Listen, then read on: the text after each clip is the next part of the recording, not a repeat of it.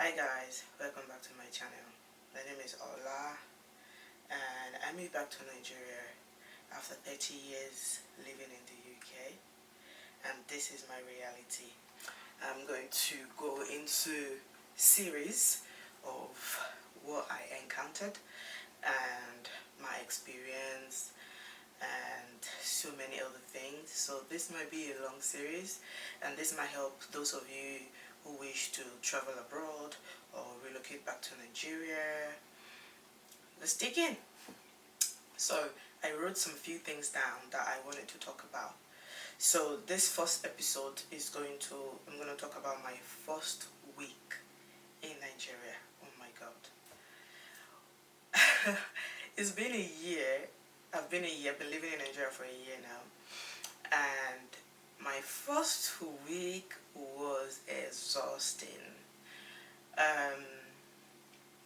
The first thing I noticed is that nobody has time. That's the first thing I noticed in Nigeria. Nobody has time. Like, if you can't do some things by yourself and a lot on your own, nobody has time. And I think that is a very good, I think it's a very good, I wouldn't say it's a good behavior, but I think it's good when you have been taught, or you are someone that likes to do things by yourself, you're independent and all of that, you will not feel it. So someone like me, I'm extremely independent, so it was not a surprise to me, but it was a surprise to me in terms of meeting, so many people I've not seen in a long time, and I was expecting, support morally and physically, and none of that was there. And, I was just like, oh my god, this is real. And, yeah, so no support, nobody's there. I'm not sure, maybe it's just the people that I know, but yeah, the support is not really there. And then, electricity. Electricity was a huge problem for me, because 30 years I've been used to constant light and all of that, and then here comes the heat, here comes the darkness. Like, I couldn't cope. I was like, there have to be some alternatives, and there were, until I found out, because I didn't know then. So yeah, so that was an issue as well. I will tell you later in the series how I overcome that. And the other things I encounter is that everybody is tensed in Nigeria. And when I mean tensed, they are extremely tense. Everybody is hungry because there's hunger everywhere. There's poverty, there is no opportunity, and everybody is just tensed.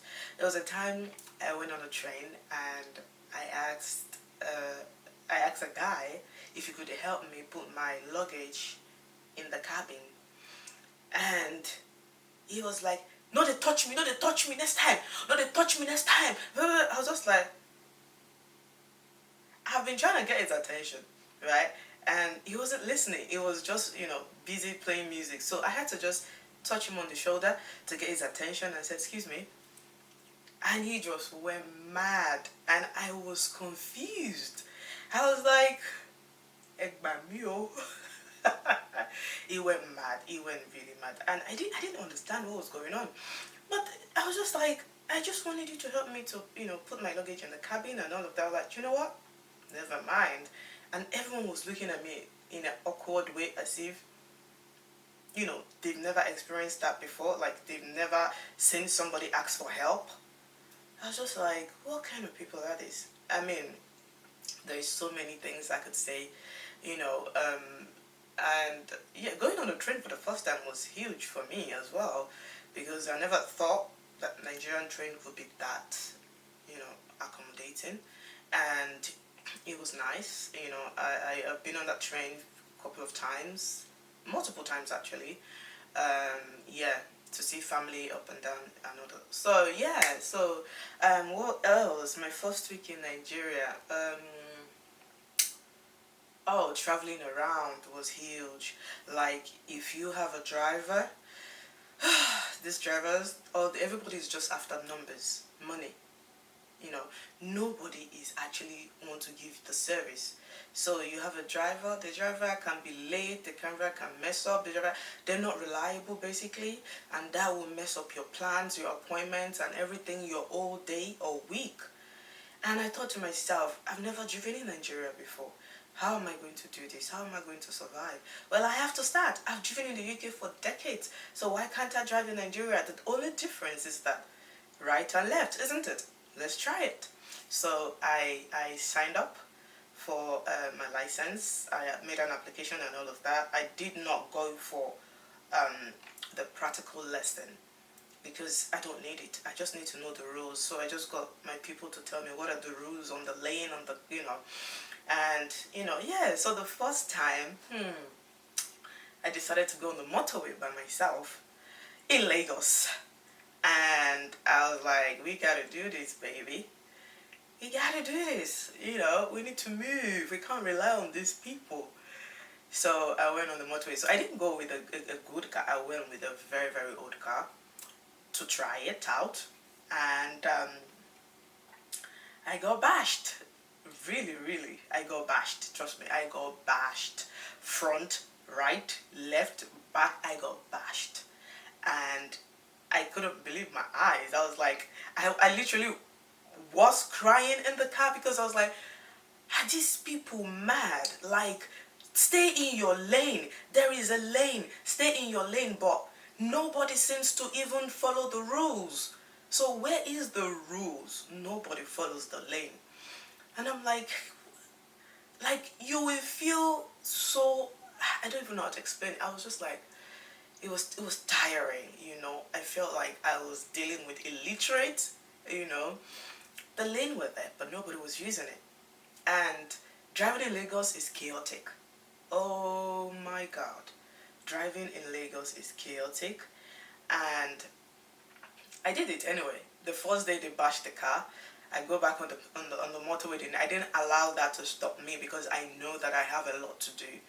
So I went back on the motorway the second time. They bashed me, bam, bam, bam, bam, bam. Especially the Korope, the Marwa. The Marwas and the Korope are crazy. They will destroy your car. They don't care. They've got nothing to lose. Oh my God. And then, the second time, by the time I did it like the third time, I was fine. I went mad as well. I went back on the motorway, like, I rolled down the window. I said, today, not today. We show each other. So as they're giving me, I'm giving them back. As they're giving me, I'm giving them back. If they try to enter my lane, I will move and block them. I became a serial driver. I mean it. Like, that was how I got myself, freedom. That was how I got my freedom.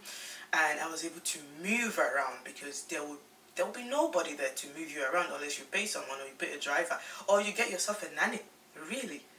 And bear in mind that I don't know anywhere. I don't really know anywhere. So I need someone to direct me. Thank God for Google.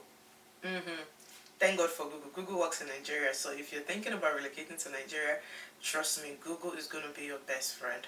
Because Google tells me everywhere and everything I need to know. And so my first week, what else did I do that notice? My first week here, so the electricity, the people, nobody has time, everybody's chasing money, everybody wants, peace and money. Really, it's all about the numbers in Nigeria.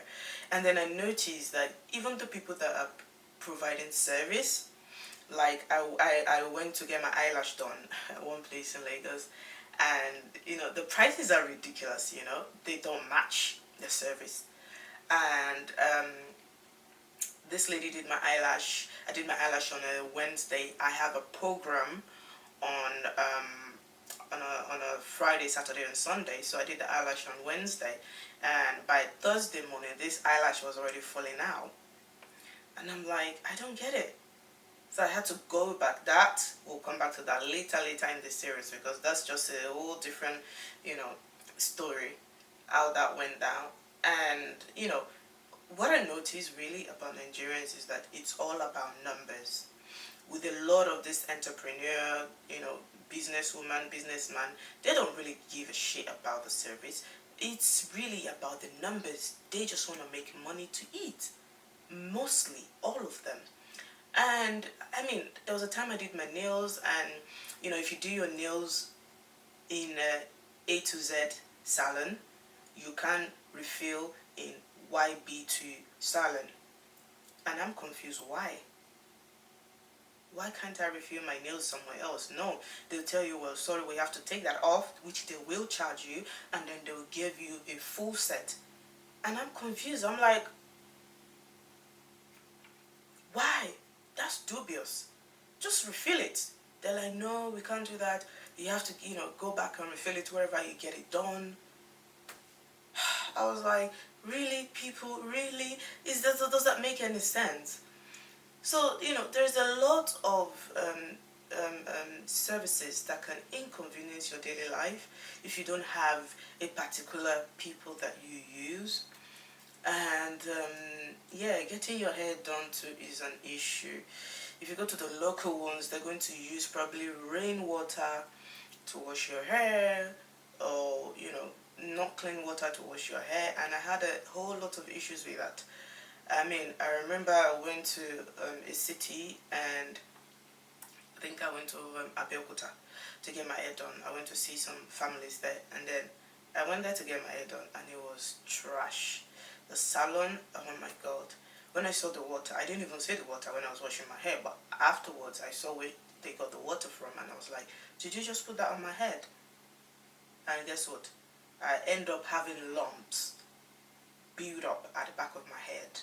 At the back of my head. Still there now. I put ice on it, it's gone down. But even the hair was just, it was not given. And, it's like there's so many people into businesses because there aren't opportunity for jobs.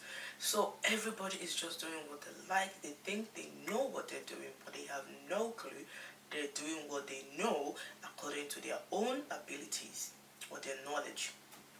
So a lot happened in my first week.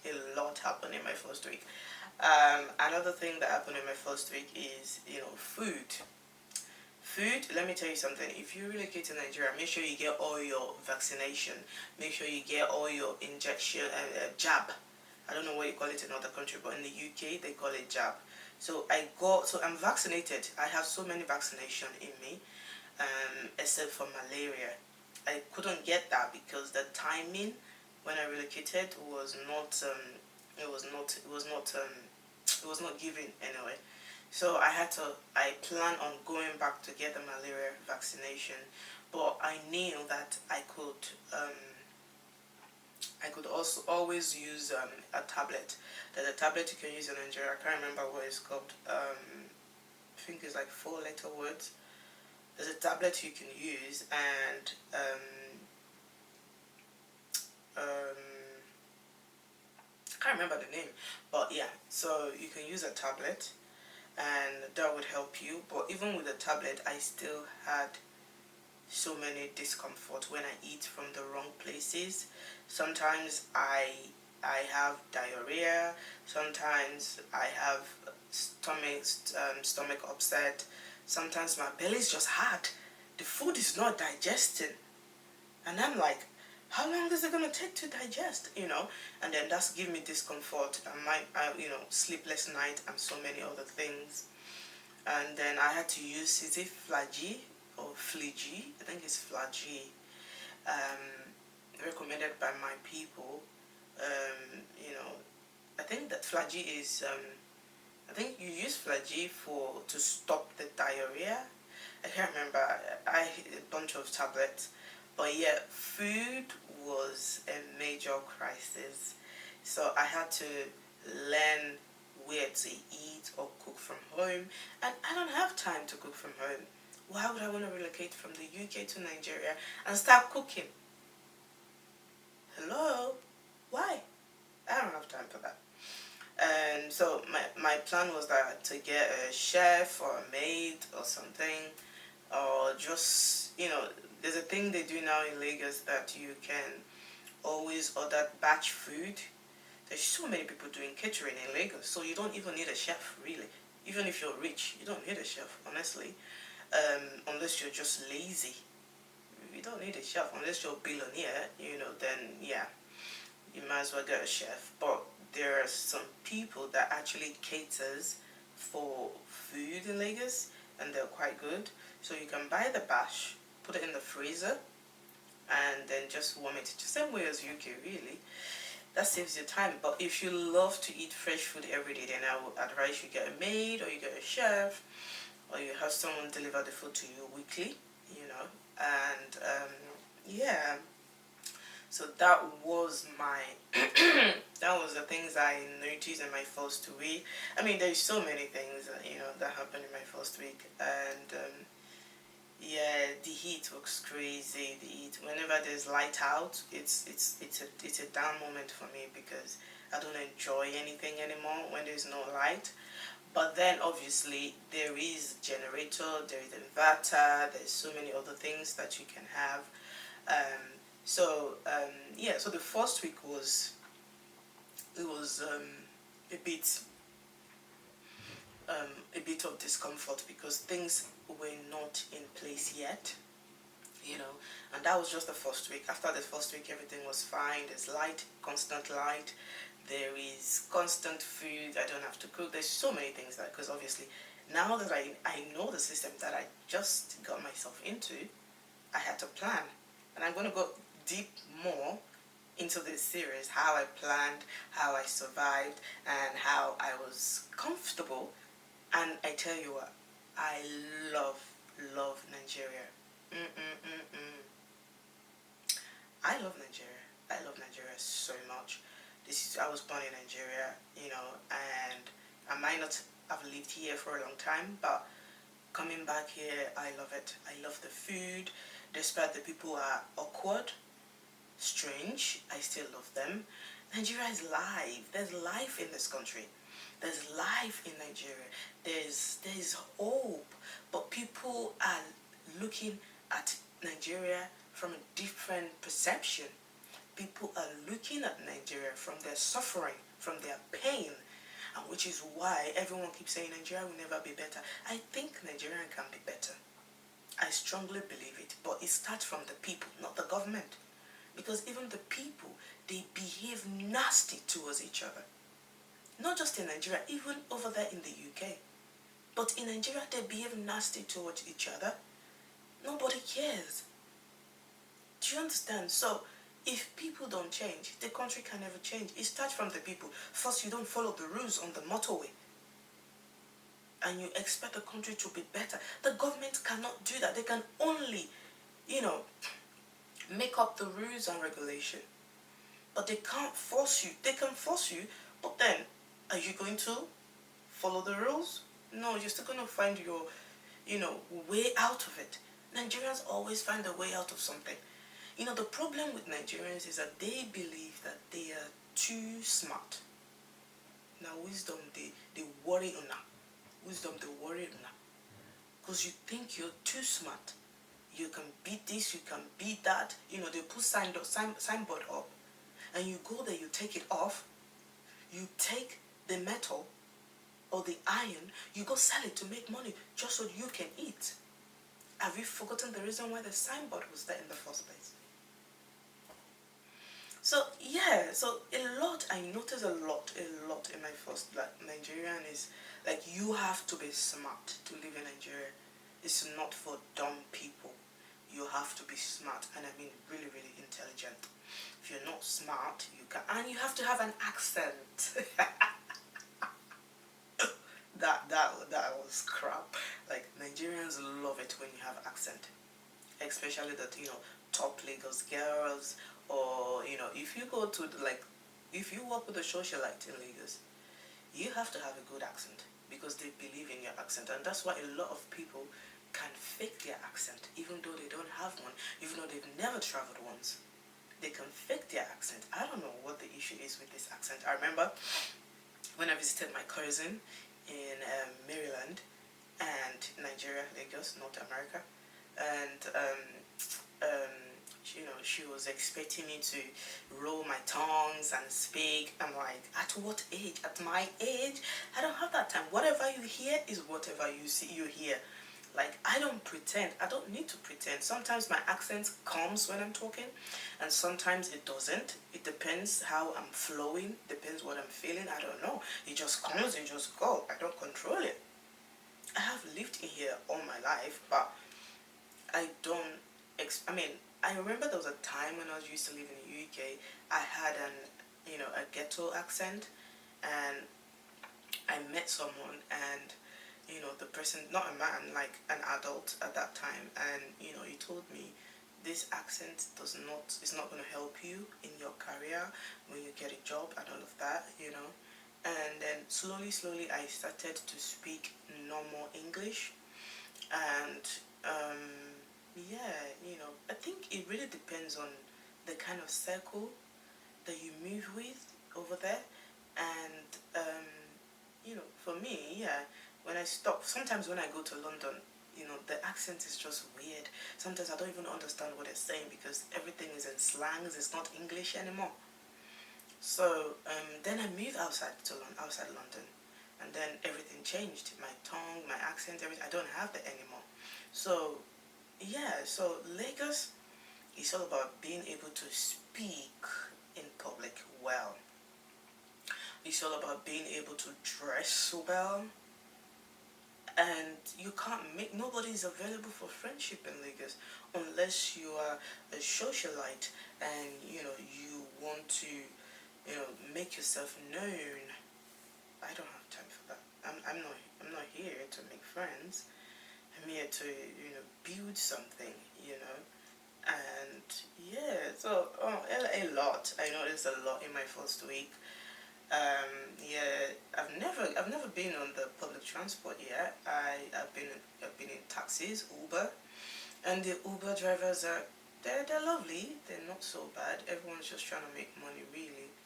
But the cars that they use in Nigeria for Uber is crazy.